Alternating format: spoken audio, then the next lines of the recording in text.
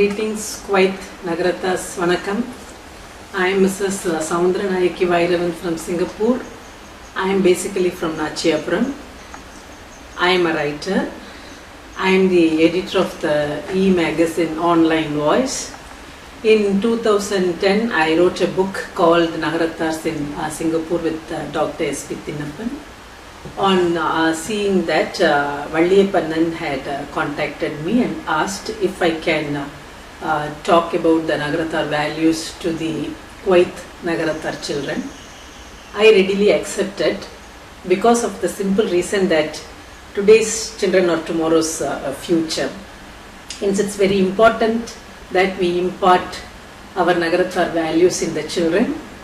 I thank Vairavan and all the others for giving me this wonderful opportunity, and I am honored to meet you all through this electronic forum. This is a globalized world, and globalization has taken people across the globe. Nagarathars are no more confined to the 96 villages. When only the Chettinad region was the boundary of the Nagarathar families, there was no need to educate the Nagarathar values, because the neighbor would be a Nagarathar, the pass-by would be a Nagarathar. So what people saw and imbibed was predominantly only the Nagarathar culture. But that's not the case anymore.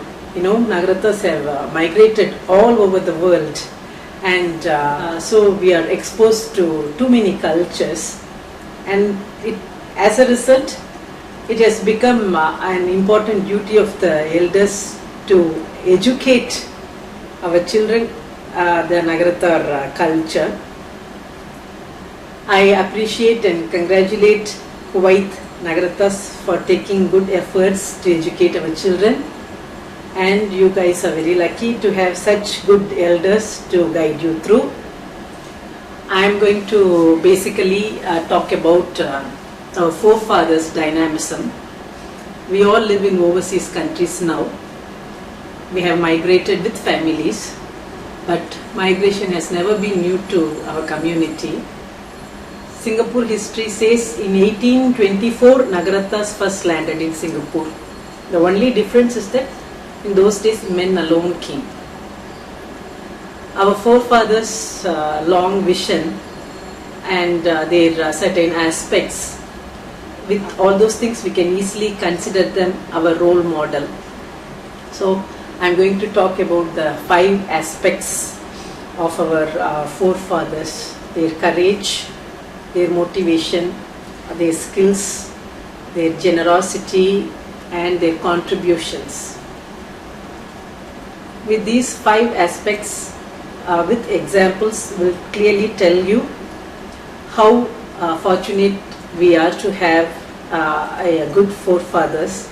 First, when I talk about their courage, these days with technological advancement, we make our travel much easier and much faster. From India to Kuwait, how long does it take? If I am not mistaken, 6 hours of travel. To Singapore, we make our travel in just 4 hours. USA, one of the foremost countries, they make their trip in 24 hours. But in those days, in that pre-automobile age, our forefathers took weeks and even months to reach the destination. There was no technology to assist them. No, there was no internet, there was no fax, there was no handphone. Today, when we set out of the house, nobody will dare to even set out without a handphone. But in those days, there was no technology. There was no internet to Google search and to see what is there for them, what is waiting for them in that country. Nothing. But still, they were so courageous to travel in ships to far-flung areas. And the family back in India also should hold on to their anxiety to even to receive the message that they have reached their country safely. So we need to really appreciate their courage, number 1. Number 2, their motivation. Okay, why did they migrate to overseas countries? they migrated to earn riches. Okay, you can very well ask, in case if they had lived within the Chettinad region, wouldn't they have made their living? Definitely they would have made their living, but their long vision is something that which we will have to see in this. No, they did not see only for themselves, but they saw for the generations to come. They wanted the generations to benefit. That's the reason they migrated to far-flung areas, and only with primary level education, and as I told you, with little technology to assist.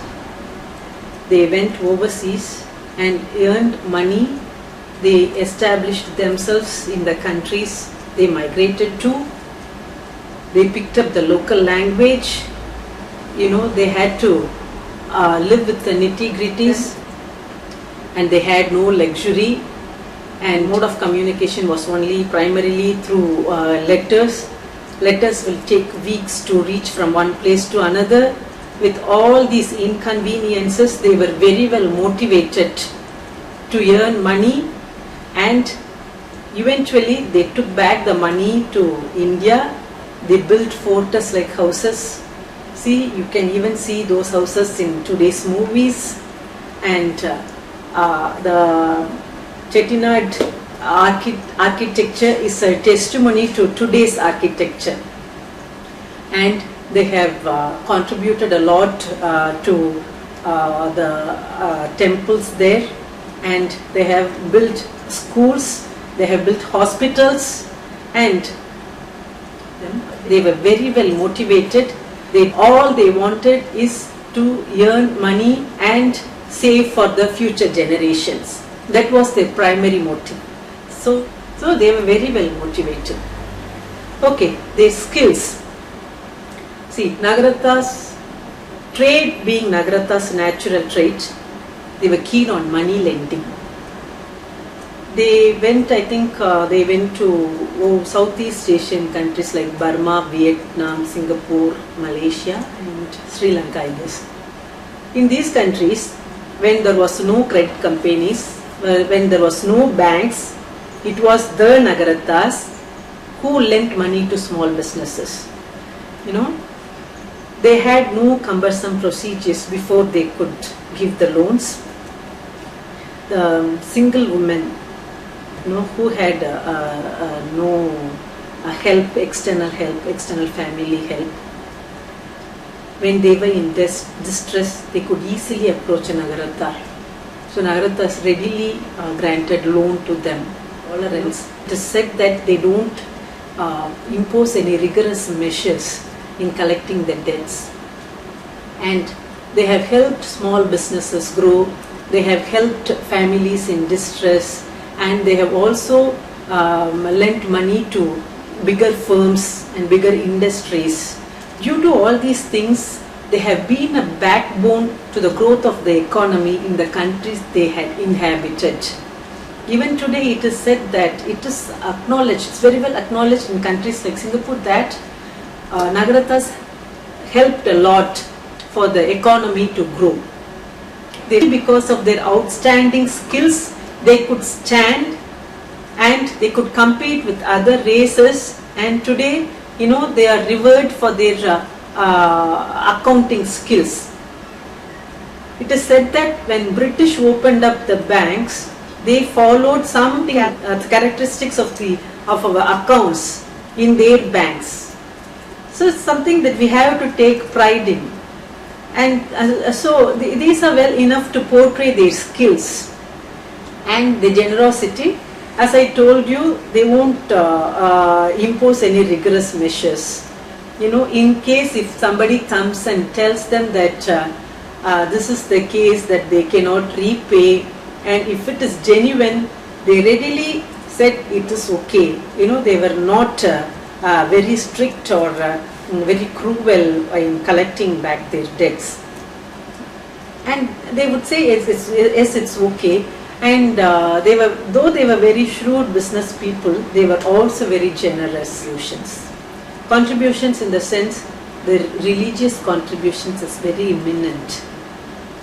They introduced they were the main reason to introduce Saivism. We are Saivites, and Saivism is one of the important aspects of Hinduism.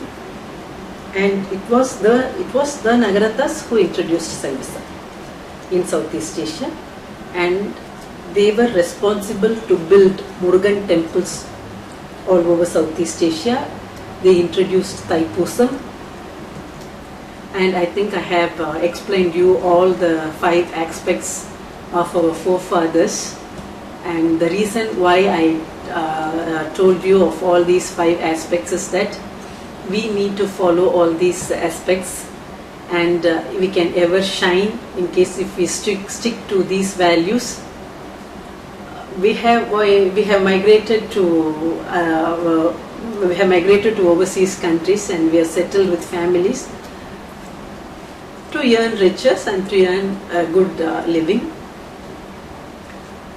Wherever we are, we must maintain ties with our mother country. See our forefathers, they have built houses, they have built temples, and they have established themselves very well. Also in the Chettinad region. So when you have migrated to an overseas country, you should be genuine to the country you have inhabited. At the same time, you should also do your best to your motherland. So you set a plan for yourself right now. When you grow older, when you have your own money, set some amount for building a education institution or hospital. Might be too large. At least you can educate one child. At least you can bear the medical expenses of one older people. So have some motivation, and I'm sure you will do something good for the community back in India. Being a Nagaratha is our base. Have that as a strong base, and you can build any amount of stories over that. If you don't have the right base, how many ever stories you have built, it will collapse. So do not leave your identity. Always stick to your values, Nagaratha culture, and think of our forefathers' dynamism. In that age, they could make it. This age, we can make it. So, all the best, guys. Good luck. Thank you once again.